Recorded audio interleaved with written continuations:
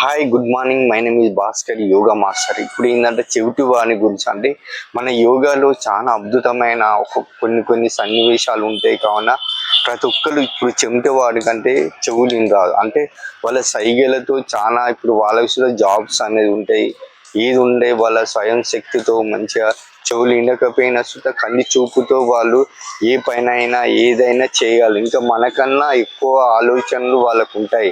కావున వాళ్ళని సుత మనము మంచిగా సేమ్ అన్నదమ్ముల్లాగా అక్క చెల్లెల్లాగా అంటే ఒక విధానంగా ప్రతి ఒక్కరు మనం సంప్రదాయంగా గౌరవించాలి. చెంటివాడు సుత తన ఆలోచనతో ప్రతి గవర్నమెంట్ సుత జాబ్స్ అనేది ఉంటే వాళ్ళు మంచిగా బతుకుతారు. వాళ్ళకి ఏంటంటే మేధాశక్తి అనేది బాగా ఉంటుంది. అందుకనే ప్రతి ఒక్కరు ఆలోచించిన విషయం ఏంటంటే చెంటి వాళ్ళ సుత మంచి మైండ్ అది ఒక దేవుడిచ్చిన వరం అనుకోవాలి. చెవులు ఉండి సుత మనము